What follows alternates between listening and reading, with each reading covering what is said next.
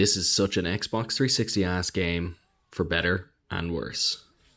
Warhammer 40k Space Marine is probably the closest to the power fantasy of being a Space Marine in a video game. It is truly cliched to say it, but the opening hours of the game do capture the feel of being a Space Marine. The noisy stomping of your boots, the oversized guns, swinging a chainsword into a horde of orcs, it's all there. The gameplay is simple fun. You hit one button to start swinging, one to stun, and the triggers to aim and shoot. You get access to new weapons at a decent clip early on too, which keeps things interesting, but sadly this falls off fast. Early encounters are fun when you're swinging through weaker enemies, but the melee combat falls apart when you reach tougher enemies. There's a great mechanic where you only regain health by performing finishing moves on enemies, so naturally this pulls you into these encounters more, but then you'll continue to take damage as the animation is taking place. It seems a weird oversight. It doesn't really work in larger groups, or then in later levels where you have to fight both ranged and melee units. I found myself having to cheese a lot of later encounters by hiding behind a well-placed box or cover to pick off farther targets or wait for them to come to me. It's something which seriously hampered the Space Marine power fantasy the game is clearly going for. It would have been great to see a better dodge mechanic or a parry block system. Something for the sequel, I hope. The environments then are that desperately bland Xbox 360 era Gears of War flavour of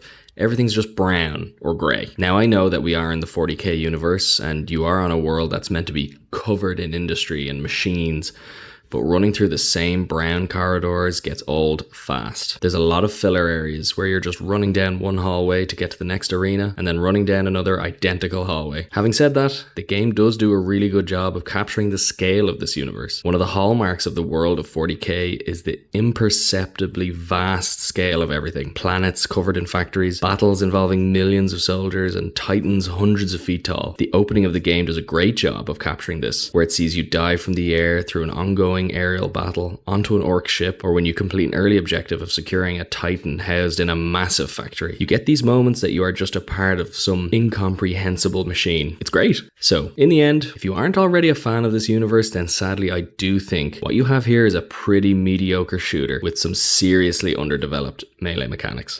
However, I do think if you're a fan of 40k, like myself, it's easy to look past a lot of these weaker points and just enjoy the dumb fun this game is clearly meant to be. The story is that same glorious, self-serious schlock you get in any 40k media, which I love. It's absolutely another bonus if you're a fan. It's also a pretty breezy 10 hours too, so you can get finished in a couple of playthroughs. Plus, we have the sequel now out very soon, which hopefully will flesh out the systems here. There's a great base to work from, so I am very hopeful for something great.